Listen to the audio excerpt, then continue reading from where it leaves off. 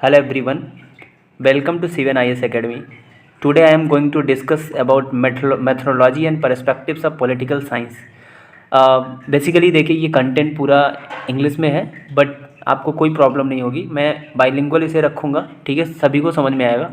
और ये बहुत ही चुनिंदा प्रश्न है, सुपर 50 MCQs है पॉलिटिकल साइंस के लिए। किसी भी तरीके की परीक्षा है, चाहे आप बैचलर्स में हो, मास्टर्स में हो, इवन आप UPSC, PCS या विशेष तौर पे सुपर टेट होने वाला है बिहार का, उसमें भी आपको ये काम आ सकता है। और साथ ही साथ आप TGT PGT यूपी का, चाहे ट्रिपल SB, नवोदय विद्यालय, इन सभी जगहों पे आप देखेंगे ऐसे प्रश्न देखने को मिलेंगे यदि आप पॉलिटिकल साइंस के विद्यार्थी हैं और पॉलिटिकल साइंस आप पढ़ रहे हैं तो। ठीक है, चलिए बिना देरी किए हुए सीधे हम स्टार्ट करते हैं अपने पहले प्रश्न को।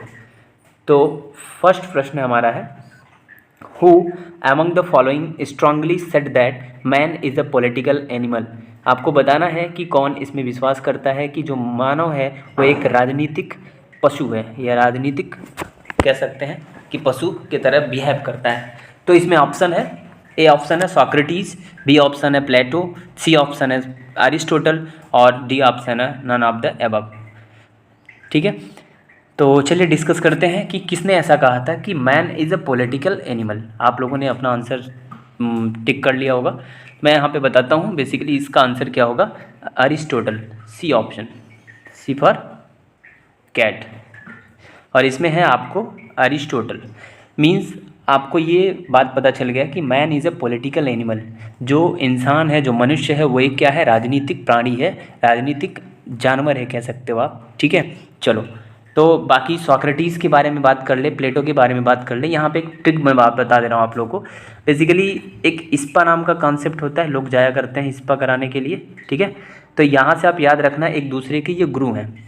Socrates, yes for Socrates, Socrates गुरु थे प्लेटो के और प्लेटो गुरु थे अरिस्टोटल के। ठीक है, तो yes PA, this is the sequence, you have to remember it. Okay, now we are going to discuss on next question, question number 2। The question is traditional approach give stress on, किस पे जोर देता है, जो परंपरागत कह सकते हैं कि अप्रोच है वो किस पर जोर दिया करता था। इसमें ऑप्शन है ए वैल्यूज है, फैक्ट्स है, ऑब्जेक्टिविटी है या प्रिसीजन है। तो इसका आंसर क्या होगा आप लोग सोच सकते हैं। 2 सेकंड के लिए मैं पॉज कर रहा हूँ। ठीक है, चलिए हम डिस्कस करते हैं कि जो ट्रेडिशनल अप्रोच है, it was basically it was stress on the values. Option number A will be correct. ठीक है, ये मूल्यों पर जोर देता था, वैल्यूज पर जोर दिया करता था। ठीक है, तो इसको ध्यान रखिएगा कि ये मूल्यों पर जोर देता था। ठीक है, फैक्ट्स पर, ऑब्जेक्टिविटी पर, प्रिसीजन, इन सब चीज़ों पे ये जोर नहीं देता था। तो जो ट्रेडिशनल अप्रोच था वो वैल्यूज के ऊपर जोर देता था। ठीक है, चलिए now question number 3। Question number 3 is credo of relevance. Credo of relevance signal, ये किस चीज़ का सिग्नल देता है। जो क्रेडो ऑफ रेलिवेंस था, यानी कि इसकी जो क्रेडो का प्रासंगिकता कह सकते हो आप, रेलिवेंसी ऑफ क्रेडो या क्रेडो ऑफ रेलिवेंस। ठीक है, तो बेसिकली ऑप्शन है पहला मॉडर्निज्म, दूसरा बिहेवियरलिज्म, तीसरा पोस्ट बिहेवियरलिज्म और चौथा है रेशनलिज्म। ठीक है, आई होप इन सभी का मीनिंग आपको पता होगा। इसका आंसर क्या होगा क्वेश्चन नंबर 3 का, इट विल बी बिहेवियरलिज्म। ठीक है, क्या होगा, ये एक व्यवहारवाद कहते हैं, क्रेडो ऑफ रेलेवेंस। तो आपको यहाँ पे इस मेथड के बारे में गूगल करना है, सर्च करना है और कमेंट सेक्शन में इसका आंसर मुझे बताना है कि क्रेडो ऑफ रेलेवेंस क्या होता है। ठीक है, और यदि आप बताने में असमर्थ होते हैं तो I will discuss. Okay, now we are going to next question. The next question is question number 4। The question is the intellectual godfather of behaviouralism is. जो कह सकते हैं कि इंटेलेक्चुअल मीन्स क्या होता है, बौद्धिक, गॉड मीन्स भगवान पिता। ठीक है, मतलब गॉड फादर कहते हैं, इंटेलेक्चुअल गॉड फादर किसके, बिहेवियरलिज्म के, व्यवहारवाद के। ठीक है, तो चार्ल्स ई मेरियम का नाम है, इसमें डेविड ईस्टन का नाम है, लॉसवेल का नाम है और कह रहा है कि नन ऑफ द एबव, कोई नहीं। तो what will be the answer, the answer will be Charles E मेरियम।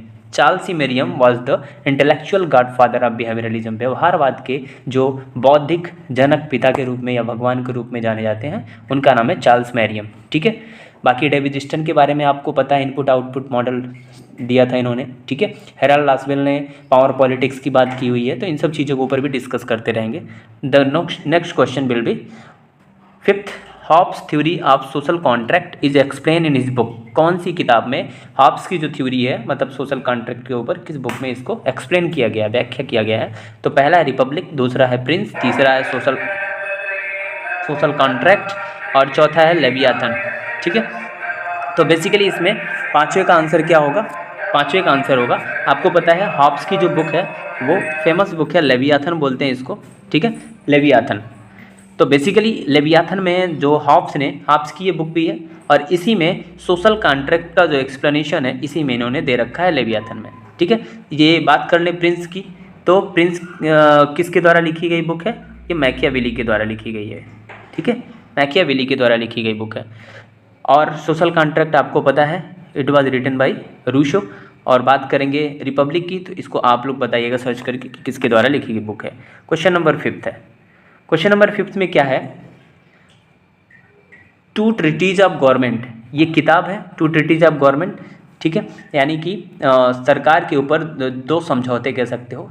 ठीक है, दो संधियां कह सकते हो। किसकी लिखी बुक है ये आपको बताना है। इसमें ऑप्शन नंबर ए है जॉन लॉक, ऑप्शन बी है जे रूसो, और भी दो ऑप्शन है नीचे में, मैं आपको दिखा देता हूँ। दो ऑप्शन है थॉमस हॉब्स और स्पेंसर। तो आपको बताना है आंसर क्या होगा। Two treatises of government, it is very popular book as you know that. So what will be the answer? The answer is John Locke. John Locke has been written the two treatises of government. Okay, got it. Next question, question number 7। Question number 7, which one of the following is not relevant to traditional approach. Traditional approach का हमने बात किया था जिसमें values की बात हुई थी, क्वेश्चन नंबर 2 जो ऊपर में डिस्कस हो चुका है। अब इसमें बात कर रहा है कि इसमें से कौन एक ऐसा है जो रेलिवेंट नहीं है, किसके लिए? ट्रेडिशनल अप्रोच के लिए, परंपरागत जो हमारा अप्रोच है उसके लिए। तो पहला है फिलोसॉफिकल, दूसरा हिस्टोरिकल, तीसरा इंस्टीट्यूशनल और चौथा है बिहेवियरल। ठीक है, बिहेवियरल। तो इसमें आप देखोगे कौन सा होगा ऑप्शन इसका? बिहेवियरल। ठीक है, व्यवहारवाद कह सकते हो आप। ये इसके लिए रेलिवेंस नहीं है, लेकिन ट्रेडिशनल अप्रोच में आप देखोगे फिलोसॉफिकल भी है, हिस्टोरिकल भी है, इंस्टीट्यूशनल भी है, ये सारे के सारे हैं। अगले क्वेश्चन पे डिस्कस करते हैं। Integration of political science with other social science is basic principle of. कह रहा है कि जो पॉलिटिकल साइंस का अदर सोशल साइंस के जो भी सब्जेक्ट्स हैं उसके साथ में जो इंटीग्रेशन है उसका बेसिक प्रिंसिपल क्या है? ठीक है, क्या ट्रेडिशनलिज्म है, बिहेवियरलिज्म है, लिबरलिज्म है, पोस्ट बिहेवियरलिज्म है? ठीक है, तो इसका आंसर क्या होगा? बिहेवियरलिज्म होगा। Answer number B for Bombay will be correct answer. Correct, behaviouralism यानी कि जो व्यवहारवाद है, व्यवहारवाद। ठीक है, व्यवहारवाद, इसमें आप देख पाओगे कि this is the basic principle of integration of political science with other social science. Clear. Question number 9, the success of democracy depends upon. इसका मीनिंग क्या होगा कि जो डेमोक्रेसी का सक्सेस, जो लोकतंत्र की सफलता है, किसके ऊपर निर्भर करती है? पहला पीरियोडिक इलेक्शंस के ऊपर, वोटिंग के ऊपर, कैंपेनिंग इन द इलेक्शंस के ऊपर, ऑल ऑफ द अबव। तो आपको बताना इसका आंसर क्या होगा क्वेश्चन नंबर 9 का। ये this question is very practical so that you can give the answer in a very easy way. Okay, so try to make understand and give the answer. Okay, the answer of question number 9 will be D, all of the above. Periodic elections will be there, voting will be there, campaigning in the elections will be there. So all the things will be there. ठीक है, it means democracy depends on these following points. Okay, question number 10, which of the following is a permanent feature of a representative form of government? ठीक है, permanent feature क्या होता है? Representative form के जो government होती है उसमें परमानेंट फीचर क्या होता है? तो आप देखोगे बेसिकली इसका आंसर होगा पहला, वोटिंग। ठीक है, इसी के साथ साथ मैं आपको बता दूं कि जो मत देने का अधिकार है, वोटिंग राइट है, this is the permanent feature for the representative form of government. प्रतिनिधि वाले या प्रतिनिधियात्मक सरकारों के लिए ये क्या है? ये एक बेहतर कह सकते हो आप जो है और एक परमानेंट टाइप का अस्थाई फीचर्स है इसका। ठीक है, तो वोटिंग का काम है। और वोटिंग के बारे में बता दूं आपको कि आर्टिकल नंबर 326 में वोटिंग राइट्स के बारे में डिस्कस किया गया है। This is the additional information so that you can remember it and you can note it down. Okay, clear. Next point, question number 11। Question number 11 क्या है? Right is a claim recognised by society and enforced by the state. Who said this? आपसे पूछ रहा है कि जो right है वो एक क्लेम है जिसको सोसाइटी के द्वारा रिकॉग्नाइज किया जाता है, पहचाना जाता है, पहचान मिलती है और राज्य के द्वारा इन्फोर्स किया जाता है. This is the basic definition of fundamental rights. If someone asks you what is the definition of the fundamental right, then you can give the answer like this, and this is the statement given by someone. So these are the options: Lasky, Bosanke, Rousseau, Green. ये चार option है. Who will be, which one will be the answer? Please comment it. So the answer of question number 11 will be Bosanquet. ठीक है, Bosanquet ने कहा कि right is a claim recognise by society and enforce by the state. ठीक है, मतलब ये जो अधिकार होता है वो क्या होता है कि एक तरीके का क्लेम है, एक रीजनेबल क्लेम है. ठीक है, और इस रीजनेबल क्लेम को सोसाइटी के द्वारा पहचाना जाता है, पहचान मिलती है और राज्य के द्वारा उसे लागू की जाती है. याद रखना, बोशांके ने ऐसा कहा था. ठीक है, आगे बढ़ते हैं. Question number 12. Who describe democracy as. Democracy को किसने ऐसे डिस्क्राइब किया कि a form of government in which everyone has a share. मतलब गवर्नमेंट, जैसे डेमोक्रेसी को ऐसे बताया कि ये एक तरीके की सरकार है, एक तरीके का शासन है जिसमें प्रत्येक लोगों का भागीदारी होता है. किसने कहा था? पहला ऑप्शन है जॉन सीले, दूसरा ऑप्शन है जे.एस. मिल, जॉन स्टुअर्ट मिल, और तीसरा ऑप्शन है लॉर्ड ब्राइस, और चौथा ऑप्शन है नन ऑफ द अबव. तो कौन सा ऑप्शन सही होगा? चलिए, इसका आंसर होगा करेक्ट ए ऑप्शन, जॉन सीले. ठीक है, इसने कहा कि जो डेमोक्रेसी है वो एक क्या होता है, एक तरीके की सरकार, ऐसी सरकार है जिसमें सभी लोगों का पार्टिसिपेशन होता है. ठीक है, चलिए आगे बढ़ते हैं. Question number 13. क्वेश्चन नंबर 13 में फिर एक स्टेटमेंट है, और आपको पता है कि प्रतियोगी परीक्षाओं से लेकर के यूजीसी नेट और दुनिया भर की जो परीक्षाएं होती है इवन आपके असिस्टेंट प्रोफेसर लेवल तक में, तो आप देखते हो कि जो स्टेटमेंट बेस्ड क्वेश्चन है वो ज़्यादा आते हैं और मोस्टली जो एस्पिरेंट हैं वो इसमें मतलब स्टक करते हैं. तो इस वजह से मैं इस सेशन को लेके आया हूँ कि आज के बाद इन सब चीज़ों पर तो क्लियरिटी आपको मिलेगी. ठीक है, चलिए question number 13. Who said rights are those conditions of social life without which no man can be his best self. ठीक है, जो अधिकार होते हैं वो क्या होते हैं कि सामाजिक जीवन के जो मतलब अधिकार होते हैं उसके साथ में कुछ कंडीशंस होते हैं, बिना किसी भी तरीके के, मतलब एक आदमी है जो खुद के लिए ही सब कुछ करे, अपने लिए बेस्ट करे, ऐसी चीज़ों को एक्सक्लूड करके, यानी कि सार्वजनिक जीवन में उसको सब कुछ करना है, अपने लिए ही सब कुछ बेस्ट नहीं करना है. इस तरीके का स्टेटमेंट किसने दिया था?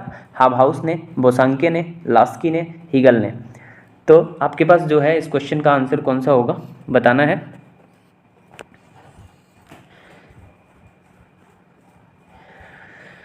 चलिए आंसर की बात करें तो answer will be C, Laski. ठीक है, लास्की ने बताया था. ठीक है, लास्की ने ये स्टेटमेंट दिया था कि rights are those conditions of social life without which no man can be his best self. ठीक है, आगे बढ़ते हैं. Question number 14. Who wrote the book. बहुत ही प्रचलित, बहुत ही प्रसिद्ध किताब है ये, अ ग्रामर ऑफ पॉलिटिक्स, और नंबर ऑफ टाइम्स ये आप देखेंगे अलग अलग परीक्षाओं में पूछा जा चुका है. याद रख सकते हैं इसे, अगर पता है तो कमेंट कर सकते हैं. ऑप्शन क्या क्या? Laski, Hegel, JS. मिल और टी.एच. ग्रीन. ठीक है, तो बेसिकली इसका आंसर क्या होगा? ये किताब किसने लिखा है? A grammar of politics. तो grammar of politics is written by again Laski. याद रखना. ठीक है, ग्रामर ऑफ पॉलिटिक्स, जैसे ग्रामर को पॉलिटिक्स के साथ में चिपकाए हैं ना, तो इसके लिए हमें कुछ लास्की या इस तरीके का आप लिंक लगा सकते हो. ठीक है, तो इसे जोड़ के रख लेना, पॉलिटिक्स और लास्की ग्रामर के साथ में जोड़ना है. ठीक है, आगे बढ़ते हैं. Question number 15. The concept of Greek justice was, मतलब कह रहा है जो ये कॉन्सेप्ट है ग्रीक से निकल के आया, या ग्रीस जिसको बोलते थे पहले के समय में, या यूनान राज्य बोलते थे, तो वहाँ से जस्टिस जो ये शब्द लिखा है ना, उसका ये जो है डिपेंड था किस चीज़ के ऊपर? लीगल था ये, मोरल था, सोशल था, या फिर पॉलिटिकल था? तो बेसिकली आपको पता है कि जो जस्टिस था, और बेसिकली जो ये ग्रीक के पॉइंट ऑफ व्यू से बात करें तो it was totally depend on the moral. ठीक है, मोरलिटी के ऊपर बातचीत थी इसमें. तो इसका आंसर होगा बी फॉर बॉम्बे, मोरल. ठीक है, आगे बढ़ते हैं. Question number 16. The origin of democracy. Question number 16. The origin of democracy can be traced back to. पहला ऑप्शन है एंशिएंट ग्रीक सिटी स्टेट, दूसरा ऑप्शन है मिडाइवल पीरियड, और तीसरा ऑप्शन है मॉडर्न एरा, और चौथा ऑप्शन है फेडरलिज्म. ठीक है, तो ये चार ऑप्शन, और कह रहा है जो ओरिजिन है डेमोक्रेसी का वो कहाँ पे पहली बार चिन्हित किया गया, ट्रेस किया गया. ठीक है, तो बेसिकली आप देखोगे जो एंशियंट ग्रीक सिटी स्टेट था, जो प्राचीन ग्रीक के शहर राज्य थे, नगर राज्य थे, वहीं पे डेमोक्रेसी का ओरिजिन हुआ, उद्भव हुआ, उत्पत्ति हुई। ठीक है, ध्यान रखना इस क्वेश्चन को। अब question number 17, who among the following said liberty is the opposite of over government. जो स्वतंत्रता है, लिबर्टी है, वो ओवर गवर्नमेंट जो होती है, मतलब गवर्नमेंट अपने रूल रेगुलेशन के बियॉन्ड जाके जब काम करती है, उसके अपोजिट होती है लिबर्टी। ठीक है, तो इस स्टेटमेंट को किसने दिया था? पहला ऑप्शन है सीले ने, प्रोफेसर रैमजे म्यूर ने, और लास्की ने, और जेएस मिल ने। तो आपको आंसर करना है किसने दिया था? सीले ने। ठीक है, सीले का स्टेटमेंट है कि liberty is the opposite of the over government. यहीं पे एक प्रश्न मैं करना चाहूँगा आप लोगों से। दो शब्द हैं, लोग उसको सिमिलर मान के चलते हैं, बट मैं उसको बाइफरगेट करके चलता हूँ। रीज़न है कि दोनों अलग शब्द हैं। Whenever you are going to discuss about the political science and the concept of the politics, then you must have to know the basic difference between these two words. So one of them is liberty, as you know, and the second will be freedom. You have to comment in my comment section what is the basic difference between liberty and the freedom. Okay. हाँ sorry. Question number 18, what is meant by social justice? जो सामाजिक न्याय है उसका क्या महत्व है, क्या मतलब है, वो बताना है क्वेश्चन नंबर 18 में। पहला ऑप्शन है all should have same political rights, सभी के पास एक समान राजनीतिक अधिकार। दूसरा ऑप्शन है all should have same economic rights, सभी के पास एक समान आर्थिक जो है अधिकार है। और तीसरा ऑप्शन है all kinds of discrimination and privileges based on caste, colour, creed and sex should be eliminated. तो ये तीसरा ऑप्शन हो गया। और चौथा ऑप्शन है all should have the right to freedom of religion, सभी के पास right to freedom of religion है। कास्ट, क्रीड, यहाँ पर डिस्क्रिमिनेशन की बात है, economic rights, political right. What will be the answer? So we are going to discuss about the answer of question number 18, social justice. Social justice means all kind of discrimination. Answer will be option number सी।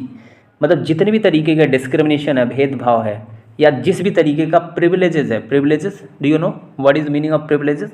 विशेषाधिकार, special rights. ठीक है, special rights, ये सारी चीज़ों के बारे में बात करें अगर, ठीक है। और वो उसका मतलब आप देखेंगे उसका क्राइटेरिया क्या, चाहे वो कास्ट के बेसिस पे हो, कलर के बेसिस पे हो, क्रीड के बेसिस पे हो, सेक्स के बेसिस पे हो, बर्थ प्लेस के बेसिस पे हो, जिस भी तरीके की चीज़ें हों, ये सारी चीज़ों को एलिमिनेट करना है। This is the social justice. Means you can say that all kind of discrimination and privileges should be eliminated in the society, that is known as the social justice. Okay, so next question, question number 19, we are going to discuss a democratic society is one in which, एक जो लोकतांत्रिक समाज है उसमें एक इनमें से क्या है? पहला ऑप्शन है government is popularly elected, government popularly elect होता है। Liberty is given the highest value. तीसरा है the spirit of equality and fraternity prevails. और चौथा है all of the above. So what will be the answer? The answer is D, all of the above. ठीक है, democratic society उसे कहेंगे जहाँ पे गवर्नमेंट पॉपुलरली इलेक्ट होती है, उसे कहेंगे जहाँ पे हाईएस्ट वैल्यू दिया जाता है लिबर्टी को, वहाँ पे जहाँ पे इक्वालिटी और फ्रैटर्निटी की स्पिरिट्स को माना जाता, मान्यता मिलती है, यानी कि ऑल ऑफ द एबव। ठीक है, question number 20, who wrote the book politics? एक शब्द का ये बुक है, लेकिन आप देखेंगे कि सैकड़ों बार पूछा जा चुका है ये प्रश्न कि पॉलिटिक्स किसका लिखा बुक है, और मोस्टली लोग कंफ्यूज करते हैं। 3-4 नाम हैं, यही 3-4 नाम जो आपको ऑप्शन में दिख रहे हैं, सोक्रेटिस, प्लेटो, अरिस्टोटल, रूसो। ठीक है, तो किसने लिखा था पॉलिटिक्स वाली जो बुक है? ये लिखा था अरिस्टोटल ने। याद रखना, एक स्टेटमेंट भी आया था जो मैंने अभी स्टार्टिंग में ही स्टेटमेंट दिया था, वो भी ऐसे ही इसी से रिलेटेड था कि man is a political animal, तो वो भी अरिस्टोटल का था।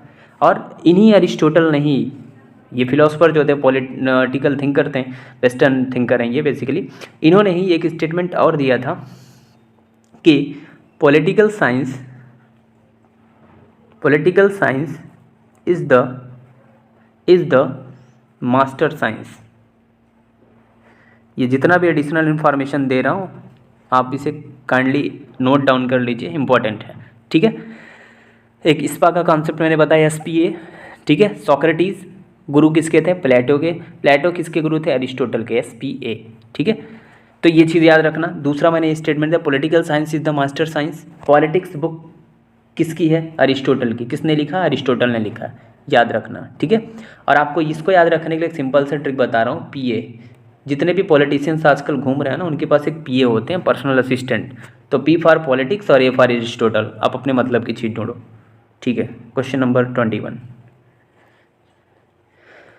Question number 21, behavioural approach in political science is an attempt to make the empirical content of political science more scientific. Who said this? किसने स्टेटमेंट दिया था?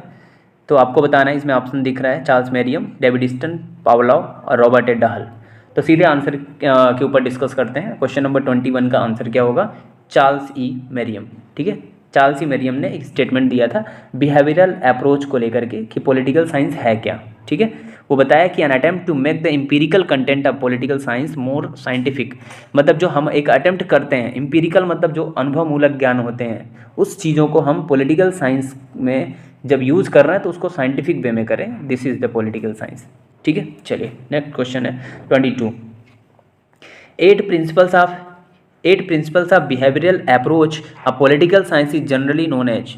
मतलब जो इसमें 8 जो सिद्धांत हैं बिहेवियरल अप्रोच में, कह रहा है कि उसको किस नाम से साधारणतः जाना जाता है? Regularities, pure science, verifications, intellectual foundations. तो आंसर क्या होगा? इसको बोलते हैं इंटेलेक्चुअल फाउंडेशन, ठीक है। इंटेलेक्चुअल फाउंडेशन बोलते हैं। Next question, question number 23, who wrote the book on liberty. ये जो बुक है, जितनी भी बुक है, बार बार मैं कह रहा हूँ, इसको आप याद करके रखना, अच्छे तरीके से रखना। पहला हेनरी मैन, और दूसरा है जेएस मिल, तीसरा है टीएच ग्रीन, चौथा है लास्की। ऑन लिबर्टी किसका लिखा हुआ है? किसने लिखा ऑन लिबर्टी? ये लिखा हुआ है basically option number B, JS Mill. John Stuart Mill ने इस बुक को लिखा था ऑन लिबर्टी, ठीक है। और इसमें ऑन लिबर्टी में इसने पॉजिटिव और नेगेटिव ये दोनों तरीके के मतलब लिबर्टी के बारे में भी डिस्कस किया है, तो इसके ऊपर हम बाद में डिस्कस करेंगे। Next question, a theory of justice is the work of JS. मतलब ये किसका कृत्य है, किसने लिखा है? Theory of justice most popular book है, ये सबको ही पता होगा। इवन एक इंटरव्यू में मेरे से भी ये प्रश्न पूछा गया था, ठीक है। चलिए, ऑप्शन पहला है जेएस मिल, दूसरा है बोधा, तीसरा है जॉन रॉल्स और चौथा है मॉन्टेस्क्यू। तो किसने लिखा है a theory of justice? A theory of justice has been written by John Rawls, ठीक है। थ्योरी ऑफ जस्टिस किसने लिखा है? जॉन रॉल्स ने। याद रखना इस चीज़ को, ठीक है। आगे बढ़ते हैं। Question number 25, the term globalisation was coined by. जो ग्लोबलाइजेशन है, जिसको हम हिंदी में वैश्वीकरण बोलते हैं, वैश्वीकरण शब्द को किसने पहली बार बोला या लिखा, ठीक है। तो कप्लान है, जिसको मार्टिन कप्लान के नाम से जानते हैं, थियोडोर लेविट हैं, बर्टन हैं, स्पैरो हैं, ठीक है। किसने लिखा था ये, सॉरी कौन किया था इस ग्लोबलाइजेशन टर्म को? तो बेसिकली ये थियोडोर लेविट जो थे, ठीक है, ग्लोबलाइजेशन को इन्होंने कॉइन किया था। अगला, democracy is rule of voters, people या मेंबर ऑफ पार्लियामेंट या पॉलिटिकल पार्टीज। तो जो डेमोक्रेसी है किसका रूल है? तो ये बहुत ईजी क्वेश्चन है, ये किसका रूल है? बेसिकली रूल ऑफ पीपल, लोगों का शासन। Democracy is for the people, of the people and by the people. This statement given by the Abraham Lincoln, former president of USA, ठीक है। याद रखना ये चीज़। Next question number 27, who define democracy as government of the people. Same चीज़ वही आ गया, by the people and for the people. इसलिए कह रहा हूँ कि मतलब केयरफुली आप मेरी स्टेटमेंट और जो मेरे लेक्चर हैं, एक्सप्लेनेशन है, सुन सकते हो। यहीं से क्वेश्चन का आंसर मैं ऑलरेडी दे चुका हूँ, जो भी एक्टिव लिसनर होंगे उन्हें पता होगा, ठीक है। तो answer will B Abraham Lincoln. मैंने पहले डिस्कस कर दिया, government of the people, of, by and for, ठीक है। मतलब सिंपली यहाँ पे आप लिख सकते हो of, by and for people. Clear? इतनी बात अगर कोई कह रहा है तो वो अब्राहम लिंकन, ठीक है। आगे बढ़ जाते हैं। Question number next 28, Lord Bryce has written that form of government in which the ruling power of a state is legally vested not in any particular class but in members of community as a whole, ठीक है। यहाँ पे भी involvement की बात हो रही है कि गवर्नमेंट मतलब रूलिंग पावर जो होता है स्टेट का लीगली वो तब मतलब अच्छे तरीके से उसका यूज होगा जब वो किसी पार्टिकुलर क्लास में ना हो करके वो किसी मेंबर ऑफ कम्युनिटी के साथ एक पूरे तरीके से हो, ठीक है। Which form of government he is referring to, किस तरीके के गवर्नमेंट को रेफर कर रहा है। अगर लॉर्ड ब्राइस ऐसा स्टेटमेंट देते हैं, क्या डेमोक्रेसी को, पार्लियामेंट्री गवर्नमेंट को, फेडरल यूनिटरी गवर्नमेंट, किस तरीके के गवर्नमेंट को। क्वेश्चन नंबर 8 का आंसर क्या होगा, डेमोक्रेसी। क्योंकि आपको पता है ये वाली लाइन क्लियर कर रही है, not in any particular class but in member of community of as a whole. As a whole का मतलब people, number of people will be involve, ठीक है। So that this is kind of democracy, ठीक है। Next question है हमारे पास, the two words demos and kratos, demos and kratos, from which democracy draws its origin belong to. Latin language है, Greek है, French, Spanish. तो आपको इसका आंसर करना है 29 का आंसर करना है। तो this one is the Greek language, ठीक है। ग्रीक लैंग्वेज के डेमोस और क्रेटोस। डेमोस मीन्स क्या होता है, डेमोस का मतलब होता है पीपल और क्रेटोस का मतलब होता है रूल, ठीक है। चलिए आगे बढ़ते हैं। The two forms of democracy are, तो बहुत इजी क्वेश्चन है। Two forms of democracy are direct and indirect democracy. आपको दोनों इस टाइप के जो कंट्री हैं एक एक एग्जांपल आपको बताना है कमेंट सेक्शन में, ठीक है, कि डायरेक्ट डेमोक्रेसी के बेस्ट एग्जांपल कौन है और इनडायरेक्ट का कौन है।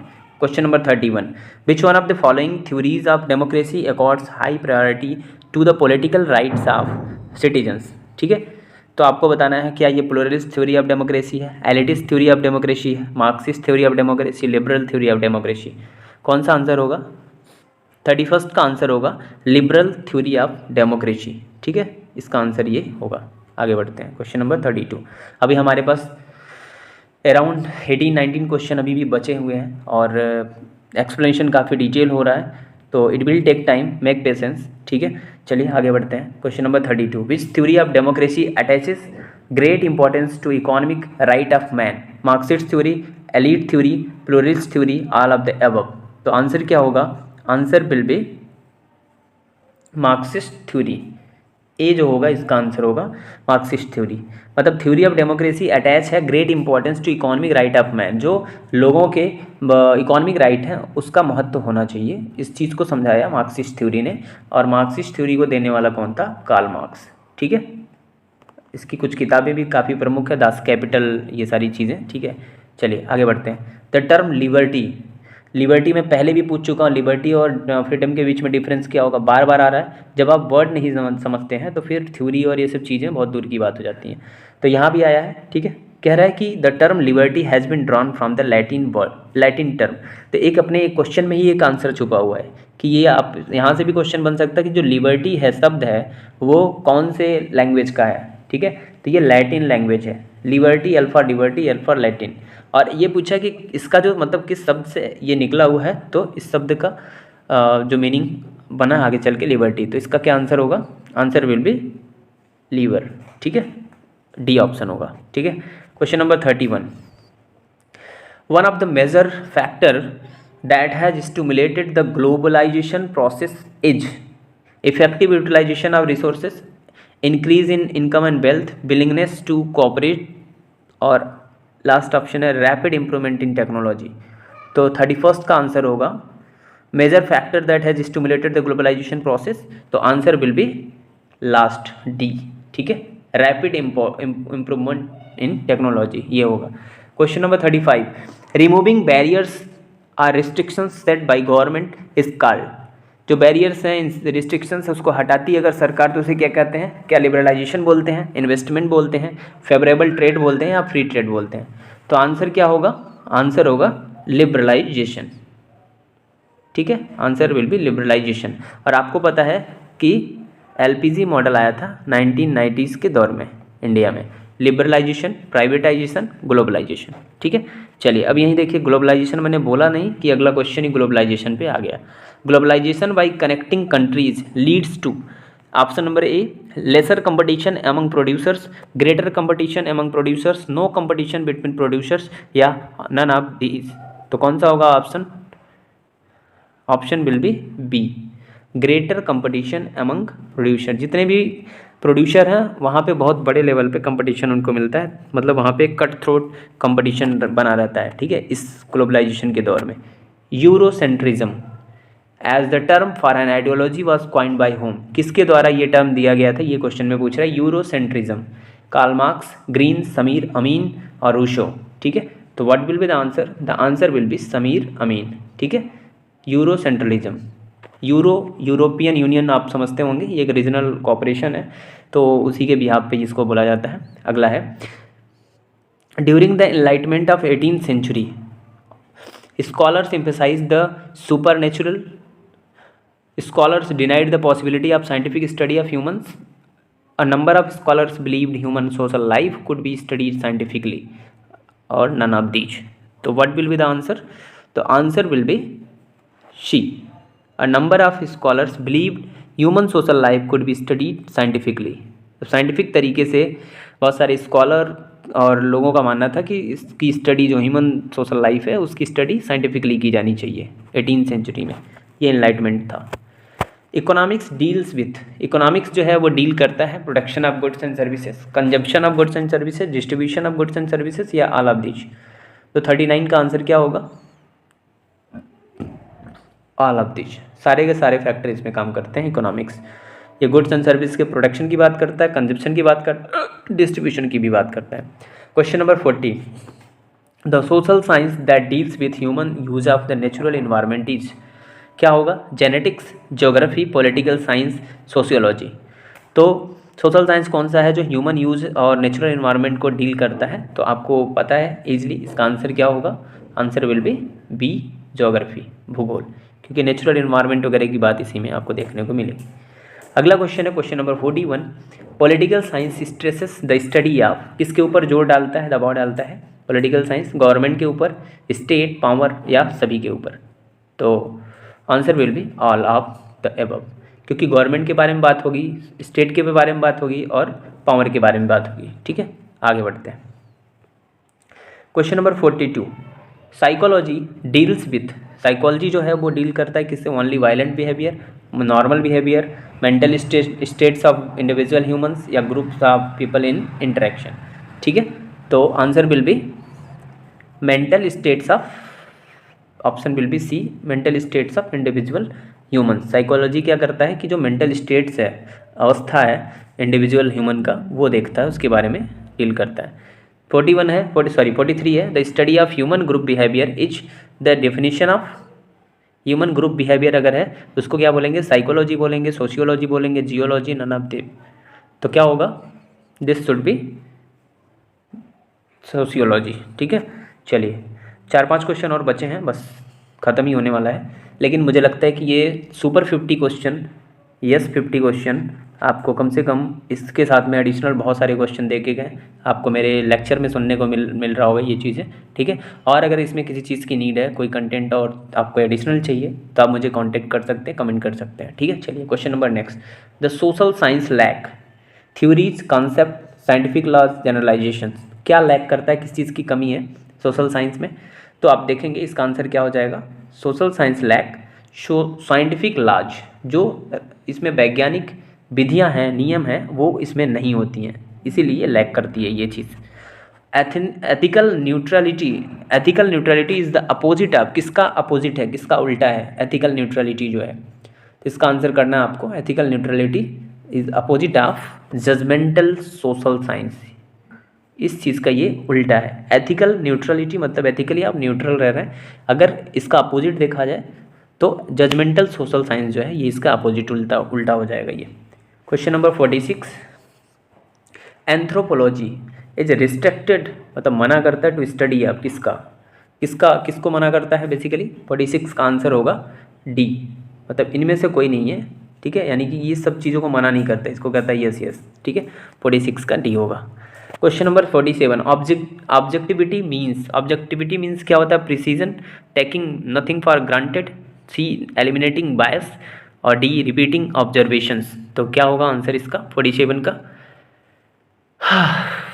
एलिमिनेटिंग बायस, ठीक है, जो बायसनेस है उसे ये दूर करता है, ऑब्जेक्टिविटी, कोई बायसनेस नहीं दिखा सकते हो आप, जैसे ये क्वेश्चन इस तरीके से। Question number 48, the study and analysis of pre literate societies is one of the chief concern of, मतलब जो आप देखेंगे प्री लिटरेट सोसाइटी जो थी उसकी स्टडी एनालिसिस अगर करना हो तो उसमें आप चीफ कंसर्न क्या देखते हैं, जो सोशियोलॉजी है के अंतर्गत आएगा, साइकोलॉजी, एंथ्रोपोलॉजी या हिस्ट्री। ठीक है, तो what will be the answer, question number 48 answer will B anthropology. ठीक है, एंथ्रोपोलॉजी, क्योंकि इसे मानव विज्ञान या इस तरीके से नाम देते हैं। आगे देखते हैं question number 49, the social sciences were initially concern with the consequences of, देखिए इसमें पहला ऑप्शन है American revolution, French revolution, Russian industrial revolution. ठीक है, तो आंसर क्या होगा इसका, बेसिकली क्वेश्चन क्या था एक बार फिर देखते हैं। The social sciences were initially concern with the consequences of, social sciences basically शुरुआती दौर में किसके बारे में चिंतित था और उसका क्या किसकी वजह से ये था, तो उसके बारे में अब देखेंगे। तो इसका वजह था इंडस्ट्रियल रेवोल्यूशन। ठीक है, जो औद्योगिक क्रांति आई 16th के दौर में, 16th सेंचुरी के दौर में। ठीक है, ये उस टाइम की बात है। आज बस हम 50 क्वेश्चन तक ही डील करेंगे। ठीक है, क्वेश्चन ये लास्ट क्वेश्चन है, लेकिन आगे भी ये कंटिन्यू रहेगी सीरीज, और हमारे पास बहुत सारे और भी क्वेश्चंस पड़े हुए इस तरीके के। ठीक है, तो इसके लिए लाइक, कमेंट, शेयर, सब्सक्राइब की ज़रूरत है। ठीक है, और लास्ट क्वेश्चन देखते हैं। The study of trades, trades मतलब होता है, ट्रेड्स मतलब होता है लक्षण, कैरेक्टर कह सकते हो, गुड कह सकते हो। ठीक है, that appear in specific populations as adaptation to specific environment is called. ठीक है, क्या कहते हैं उसे, तो physical anthropology, cultural anthropology, demography, फिर साइकोलॉजी। तो what will be the answer, the answer will be physical anthropology. ठीक है, तो ये रहा आज का सेशन का मतलब लास्ट क्वेश्चन, आज के सेशन के लिए ये लास्ट क्वेश्चन है। बट स्टिल अभी हम 51 से लेकर के नेक्स्ट 100 क्वेश्चन तक अटेंड करेंगे नेक्स्ट सेशन में। बट वो डिपेंड करता है आपका लाइक, शेयर एंड सब्सक्राइब।